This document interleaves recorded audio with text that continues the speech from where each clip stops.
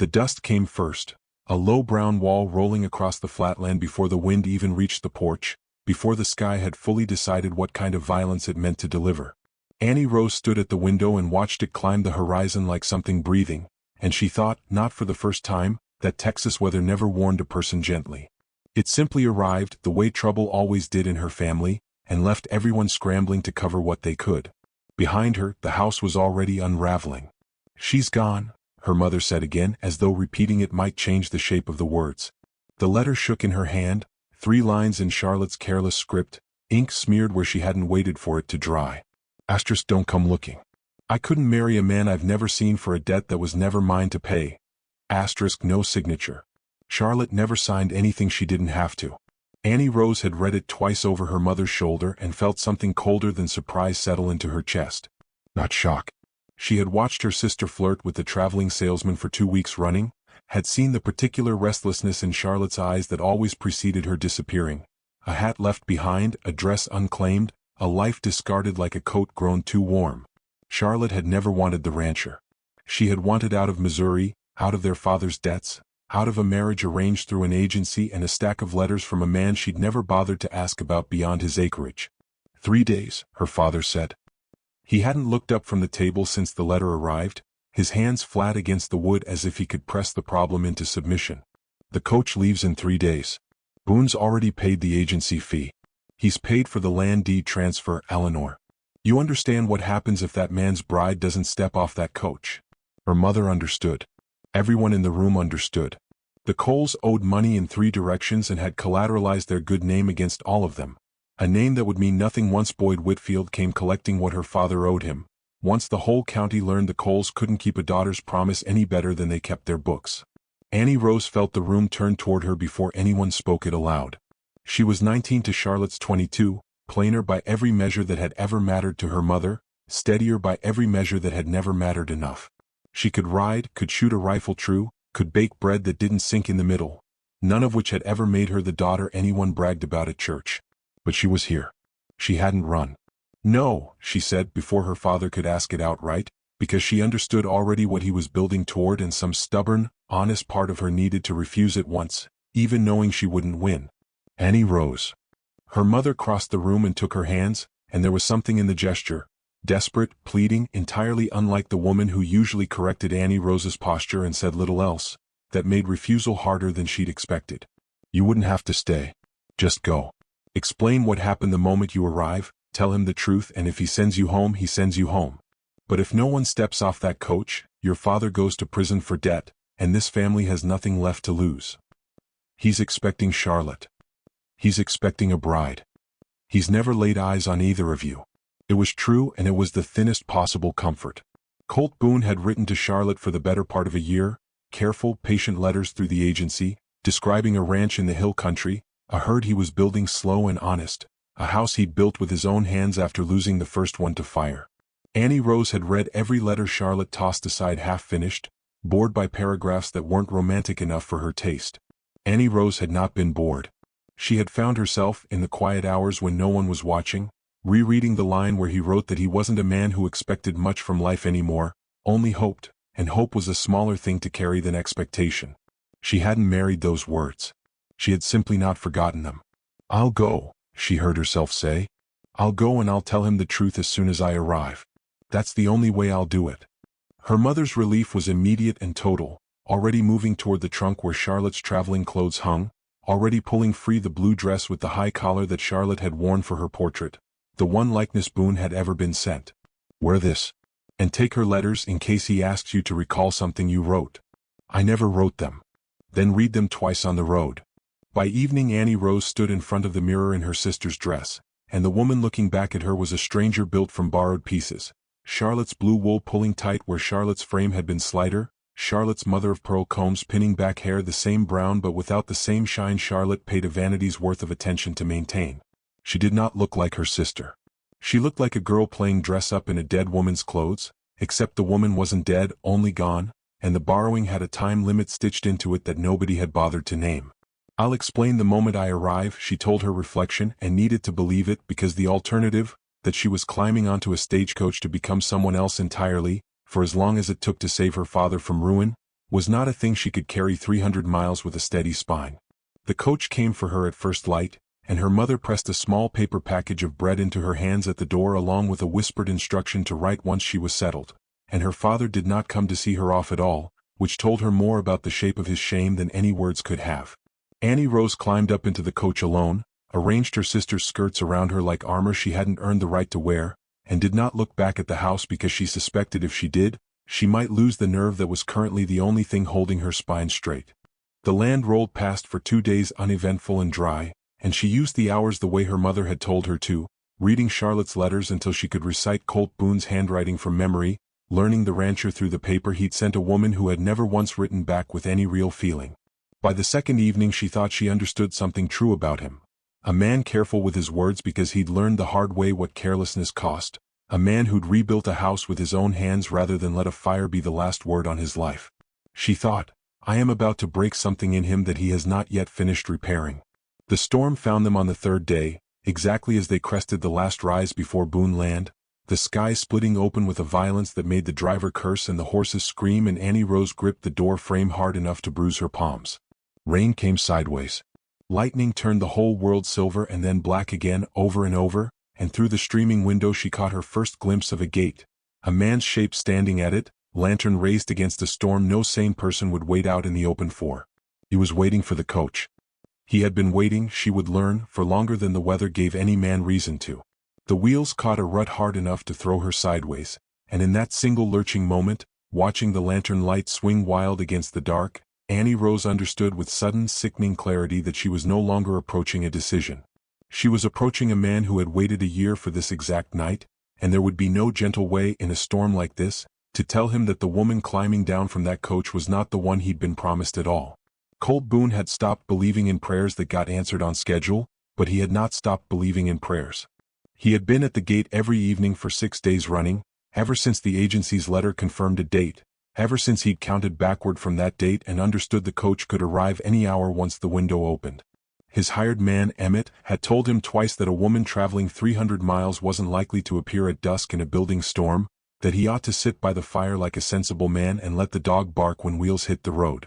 Colt had nodded both times and come out to the gate anyway, lantern in hand, because sensible was a thing he'd tried for 2 years after the fire took his mother and the house both, and sensible had never once made the waiting easier. The storm had been building since noon, the kind that turned the sky the color of a bruise and made the cattle bunch tight along the fence line out of some animal instinct older than fear. Colt watched it come the way he watched everything now, carefully from a slight distance as a man watches a thing that has already taken something from him once and might come back for the rest. He had rebuilt the house with his own hands after the fire, board by board, through a winter that should have broken him and hadn't, mostly because there had been nothing left to distract him from the work. He told himself the house was for whoever came next.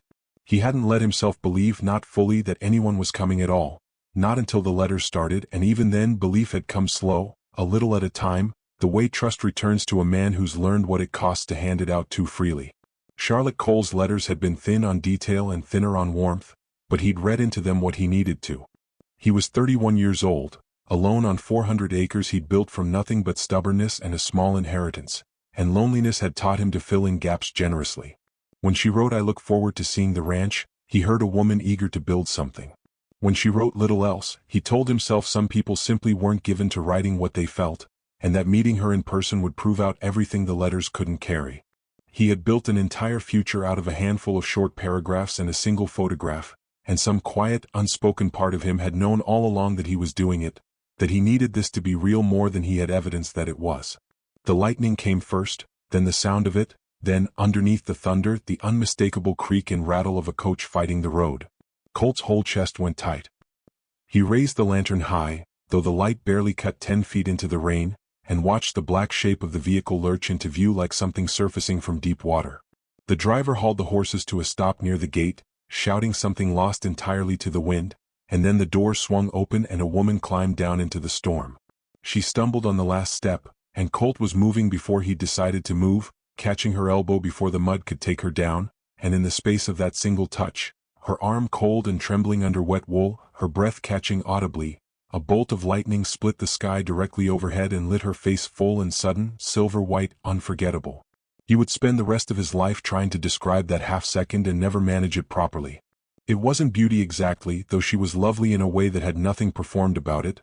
It was the rawness of her, soaked through and frightened and still standing, still looking at him instead of away, as though she'd decided somewhere on that terrible road that whatever waited at the end of it, she would meet it looking it straight in the eye. Something in his chest that had been braced and guarded for 2 solid years simply let go, all at once, the way a fence post gives after the flood's already won. "You came," he said, and heard his own voice crack on 2 words and didn't care. She opened her mouth. He watched her try, watched something urgent rise up in her expression, her lips parting around the beginning of a word he'd never get to hear, because the sky cracked open again directly above them and the rain came down in a solid sheet that swallowed whatever she'd meant to say. He didn't wait for it. He couldn't, not with her shaking like that, not with the storm trying to take her the same way it had tried to take everything else he'd ever loved. "Later," he said, already pulling her toward the house, already shouting back at the driver to bring the trunk in the morning when the road wasn't trying to kill a man. "Whatever it is, it can wait for dry clothes and a fire. Nothing so urgent it can't survive one night." He would remember much later that she had gone very still at those words, as though he'd said something with more weight in it than he knew. At the time he only registered relief, that she'd stopped fighting toward speech, that she let him lead her up the porch steps and through the door into the low gold light of the house he'd built for exactly this, for someone to walk through that door and make the rooms mean something again. He gave her the good room, the one with the quilt his mother had made before the fire took the rest of her sewing, and he stood outside the closed door for a moment afterward with his hand flat against the wood, feeling foolish and unable to stop himself. Emmett had left a plate of food warming near the stove. Colt didn't eat. He sat on the porch instead, out of the direct rain but close enough to feel its cold breath, and watched the storm roll on eastward across land he knew better than his own hands. "Well," he said out loud to no one, to the dark, to whatever version of his mother he still sometimes talked to when the house got too quiet. "She came." He didn't know why he needed to say it aloud.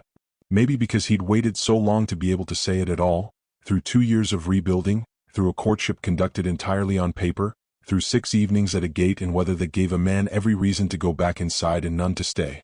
He thought of the letters upstairs in her trunk, thin and careful and giving away almost nothing, and told himself that a person who wrote guarded letters might simply be a person who felt too much to spend it cheaply on paper, that he would learn the rest of her slowly, the way you learn land, one season at a time. Above him, through the ceiling, he heard the small sounds of her moving in the borrowed room, the creak of the floorboard by the window, a long pause, the particular quality of stillness that belongs to someone standing very still and thinking very hard. He didn't know what she was thinking. He didn't let himself wonder too closely, because wondering too closely had a way of finding cracks in things a man needed to believe were solid. What he didn't know, what he had no way yet of knowing, sitting there on his porch with the storm rolling off toward the hills and something like peace settling strange and unfamiliar into his chest, was that the woman standing motionless above him was not rehearsing gratitude or prayer or relief. She was rehearsing a confession she had promised herself she would deliver the moment she arrived, and the moment had already come and gone, swallowed whole by a man's kindness and a sky that wouldn't stop long enough to let the truth get a single word out. Morning arrived scrubbed clean, the way storms always left the hill country, sky the pale, washed blue of a china plate, air smelling of wet grass and turned earth, every leaf on the cottonwood still dripping slow and bright in the new sun. Annie Rose woke before the house did, lay still beneath her borrowed quilt, and rehearsed the words one more time. "Mr. Boone, I have to tell you something before this goes any further. Simple. True." She had it ready on her tongue before her feet ever touched the floor. She did not get the chance to use it.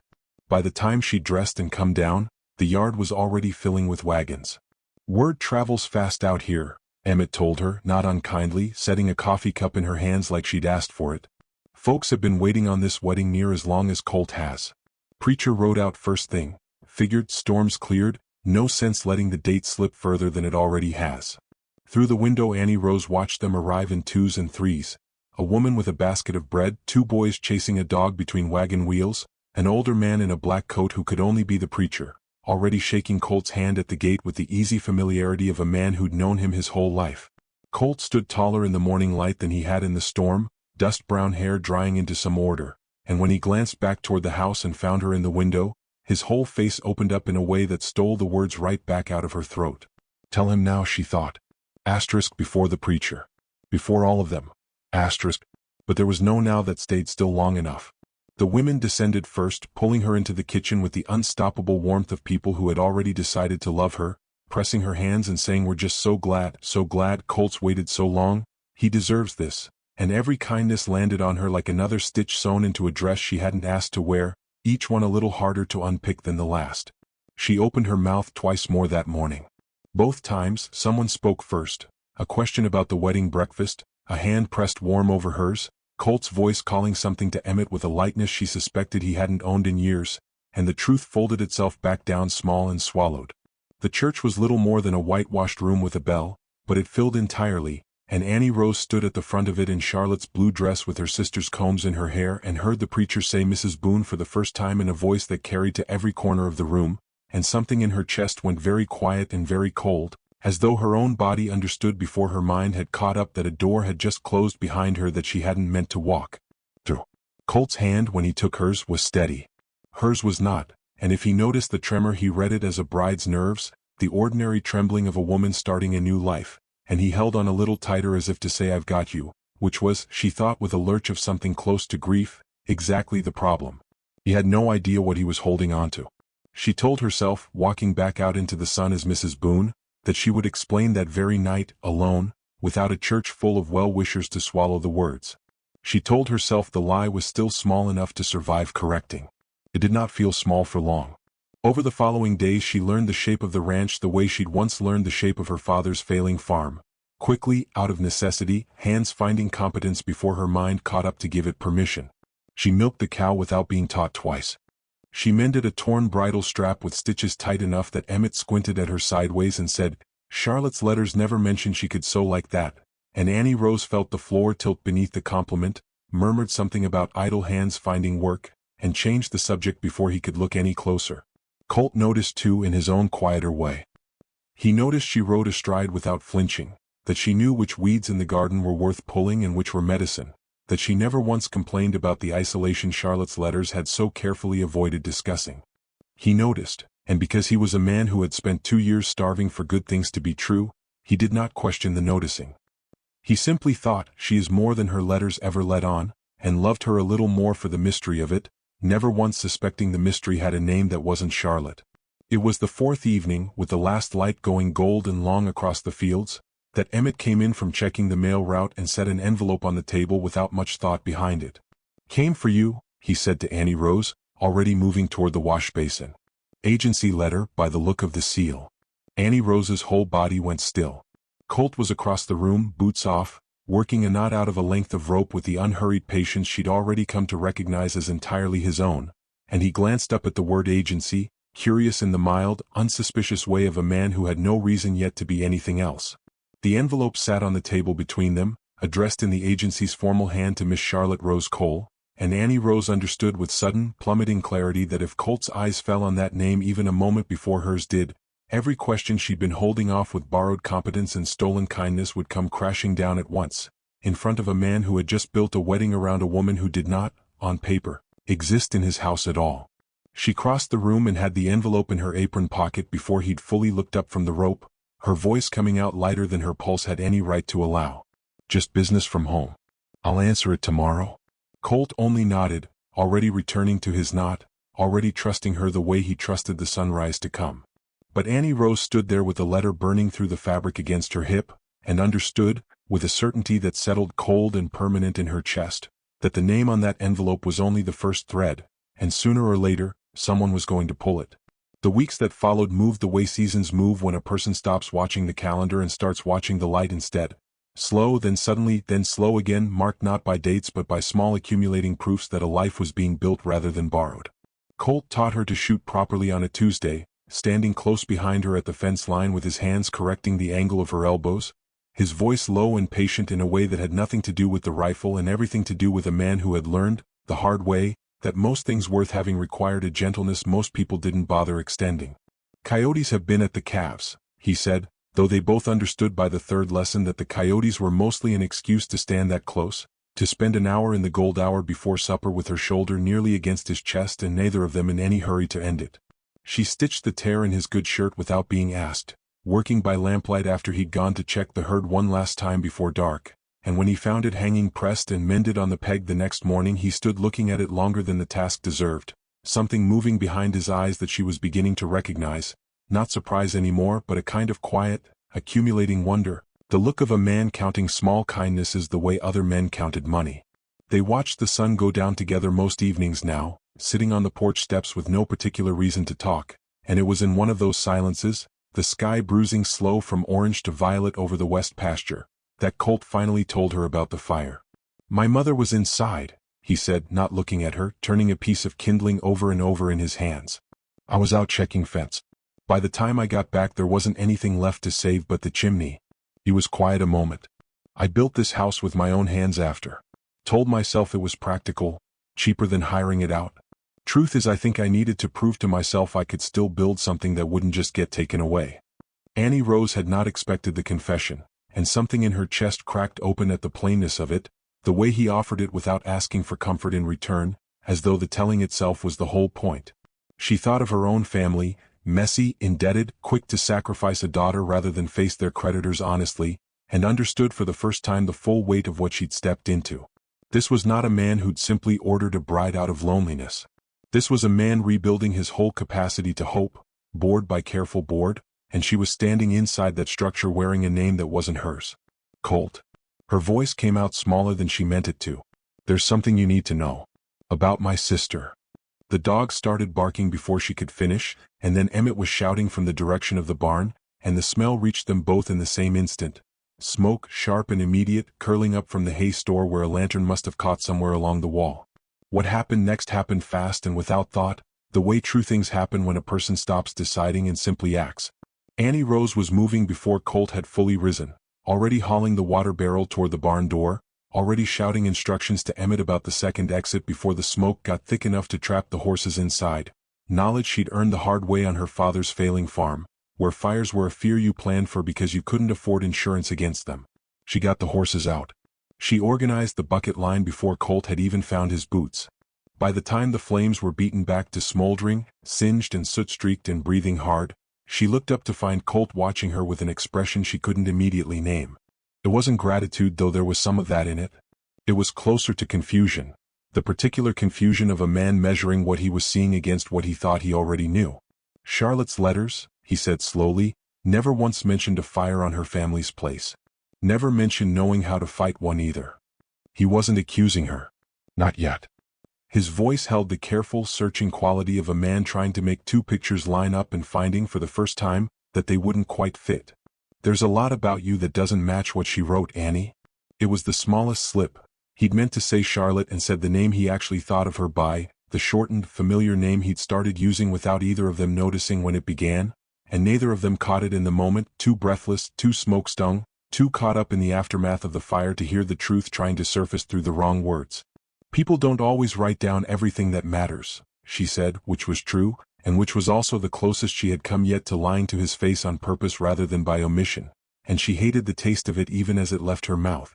Colt studied her a moment longer in the dying firelight, soot on his jaw, something working behind his eyes that hadn't been there a week ago, not suspicion exactly, not yet, but the first thin crack in the smooth surface of his certainty, the beginning of questions he didn't yet have the shape of.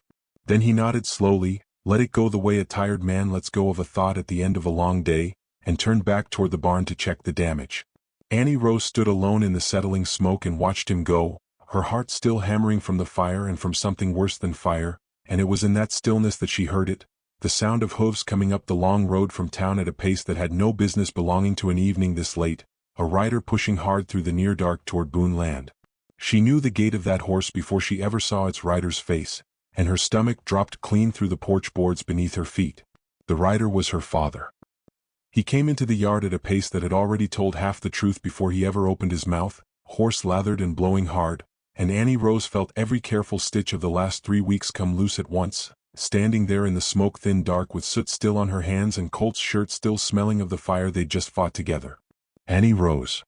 Her father swung down from the saddle, and even in the poor light she could see the particular gray exhaustion of a man who had ridden hard on bad news. "I have to speak with you. Now, before this goes further than it already has." Colt came around the corner of the barn at the sound of the name. Not Charlotte, never Charlotte, a name he had heard exactly once from a stranger's mouth and filed away without understanding why it unsettled him, and stopped dead in the yard, looking between the winded stranger and his wife with an expression sliding, in real time, from confusion toward something Annie Rose had been dreading since the moment she'd first climbed down from that storm-battered coach. Annie Rose, Colt repeated, quiet, testing the shape of it. That's what you called her. Her father, too tired and too far past caution to read the danger in the question, only nodded. My daughter. My younger daughter. He looked at Annie Rose with something between apology and desperation. Charlotte's been found, girl. She's in Abilene, and the man she ran off with has left her already, and she's saying now she wants to come claim what's hers. The marriage, the arrangement, the whole of it. She thinks she can still fix what she broke. I rode ahead soon as I heard, because I wasn't about to let you get blindsided by your own sister walking up that road. The silence that followed was the loudest thing Annie Rose had ever stood inside. She watched it land on Colt's face piece by piece. Not the sister first, not the scandal, but the plainer, more devastating arithmetic underneath it. Asterisk my daughter. My younger daughter. Asterisk the woman standing in his kitchen every morning, the woman he had married in front of the whole town, the woman whose hands he had corrected at the rifle range and whose stitching he had found on his mended shirt and whose name he did not, in fact, actually know. She was not the bride he had spent a year writing to. She had never been the bride he had spent a year writing to. You're not Charlotte. He said it slowly, working through each word like a man setting down something heavy and uncertain of the ground beneath it. You were never Charlotte. No. Annie Rose's voice came out steadier than she felt, because there was nothing left now to protect by trembling. 3 weeks of unspoken confession rose up all at once, and rather than choke her the way it always had before, it came out clean. Charlotte ran 2 days before the coach was due to leave. My family owed your agency money we didn't have, and a debt to a man who'd have ruined my father besides. They dressed me in her clothes and gave me her letters and told me to become her long enough to save us. I meant to tell you the moment I arrived. Colt, I opened my mouth in that storm and you told me it could wait, and then the preacher was saying vows before I'd found another chance, and every day after that the lie just got heavier and harder to put down, and I am not sorry for the woman I've been to you here, only for how I came to be her. Colt said nothing. The fire smoke still hung faint in the air between them, and somewhere behind him Emmett had gone very still near the barn door, and her father shifted his weight, uncertain whether he'd delivered rescue or ruin. Everything you know about me is true, Annie Rose said, quieter now because the anger she'd braced for hadn't come, only a stillness in him that frightened her more. The letters weren't. I never wrote a one of them. But the woman who fought that fire tonight, who mended your shirt, who sat beside you every evening on that porch, that was never a performance, Colt. That was just me. He turned from her without a word and walked toward the house, and it was somehow worse than shouting would have been, that quiet, deliberate distance, boots heavy on the porch steps, the door closing behind him with a softness that felt more final than any slam could have managed.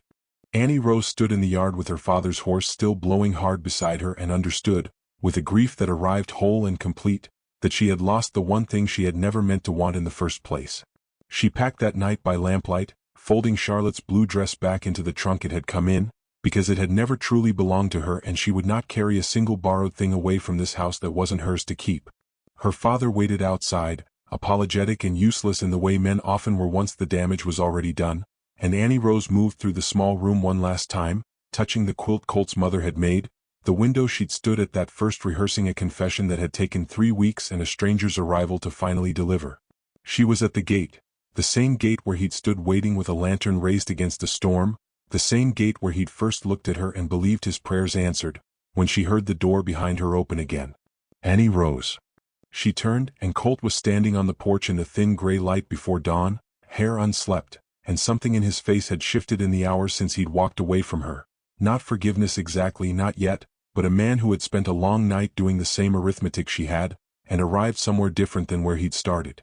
I kept thinking about what I actually wanted, he said, coming down the steps slowly, when I started writing those letters. I told myself I wanted a wife. Someone to fill the house back up. But that's not true, is it? I wanted someone who'd stay when the fire came instead of running from it. I wanted someone who'd mend a shirt without being asked and never once make me feel like a burden for needing it mended. I wanted...